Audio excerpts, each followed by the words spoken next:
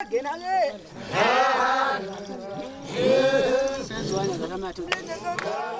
donga is the game around which the Surma's traditional universe revolves. It's not just a sport or a competition, but a ritual in which conflicts and agreements, war and peace, love and revenge are all resolved. Often the fighters are seriously wounded, but it is unusual for it to come to death. If a fighter kills an opponent with a blow intended to kill, the offender will be considered a murderer. He will be exiled from the community, his goods confiscated, and one of his sisters given in marriage to the family of the dead fighter.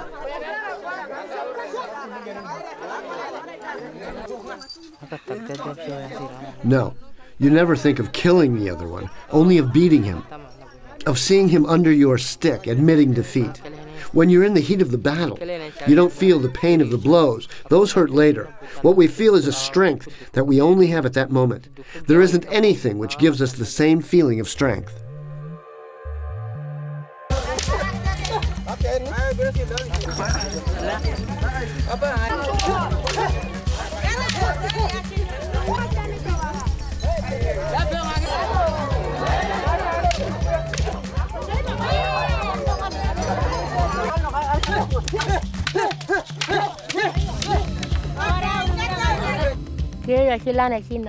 If I were a man, my dream would be to have lots of children and play the donga. I'd love to be able to play the donga. My wives have to have a big plate. That's the key to respect. And love is respect. Above all, respect.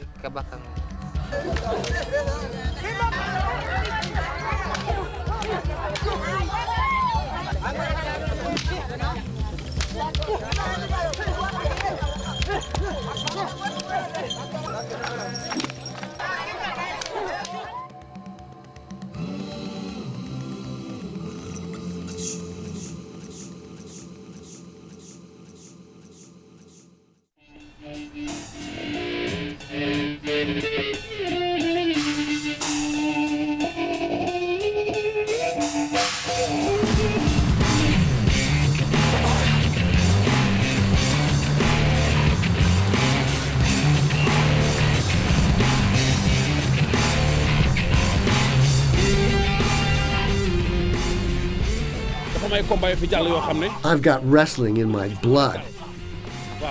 My uncle was a great wrestler. Everybody knew him. I was born this way, with this in my blood.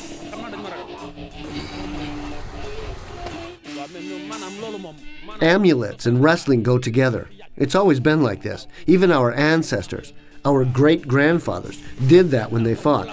It is the protection given to us by the marabout against the other wrestlers. That's the tradition.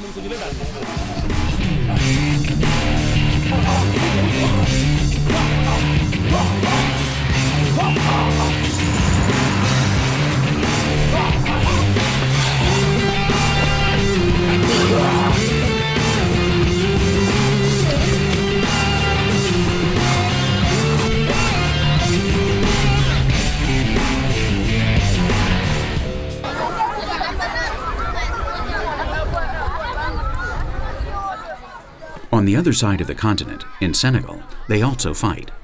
But here the fight has gone beyond the sphere of the village and come to the city. In Dakar, the spirits are just as effective in their work as they were in the country. Wrestling is the king of sports in Senegal, even more than football. The dream of Senegalese children is to be a wrestler and someday fight in a national stadium.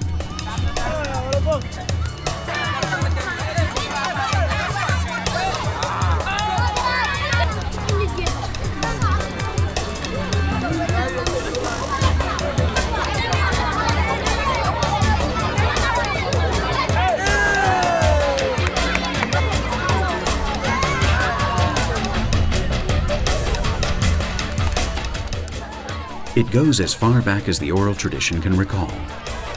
But now the fights are broadcast on television, and fighters can receive up to 30,000 euros for a premiere fight.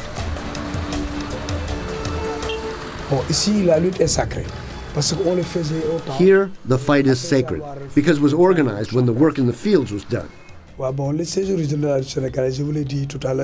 It is said that it was a king who one day organized a wrestling ceremony at night.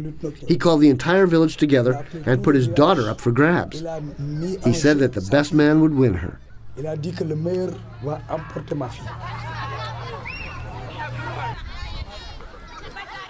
The third element in the life of a fighter is his team, a dozen men who train to serve their team leader, who they accompany on the fights, and they aspire to one day take his place.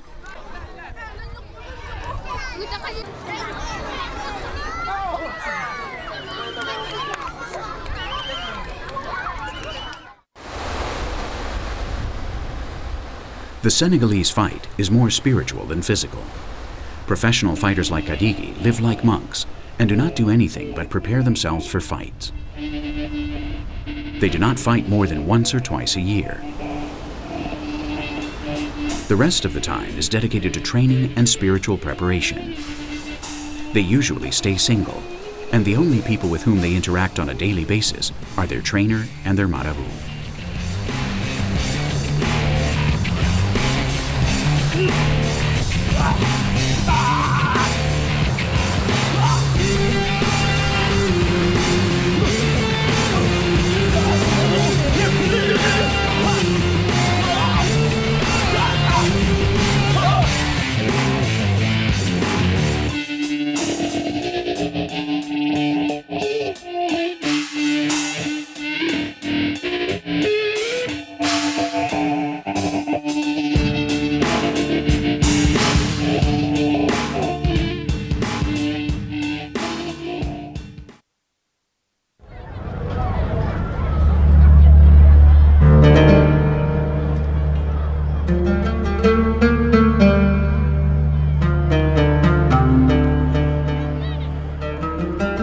Khartoum, the capital of Sudan, grew up around where the White Nile and the Blue Nile come together.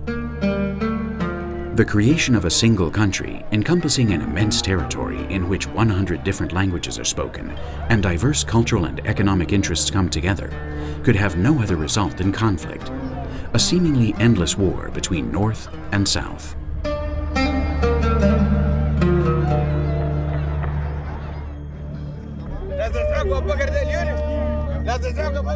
However, Khartoum tries to be a place of understanding, a city in which refugees from all ethnic groups have come together.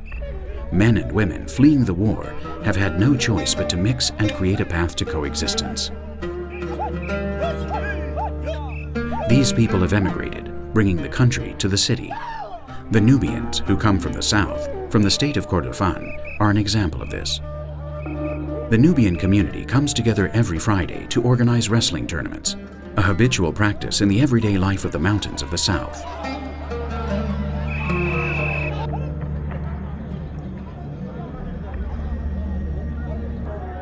Here, too, the fight is something more than a sport. It is a ritual which leads not to confrontation, but to cohesion.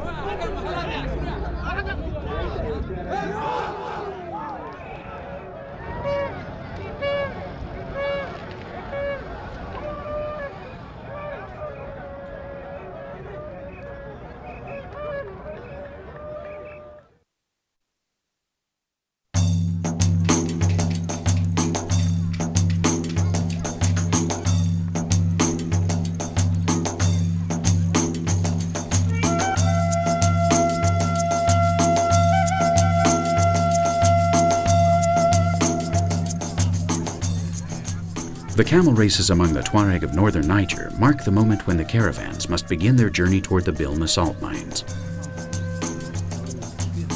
We also see them at the time of weddings and much anticipated births. The festivities begin with a camel race for children. From the age of 5, children are responsible for the animals, and at 7 they begin their apprenticeship in camel riding.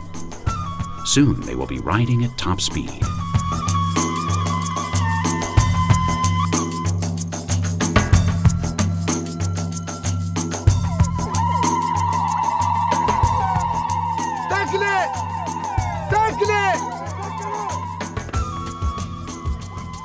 The competition, the game, has not only a festive nature, but also a symbol of belonging to the group, of solidarity, of strength against the outside dangers that threaten the community.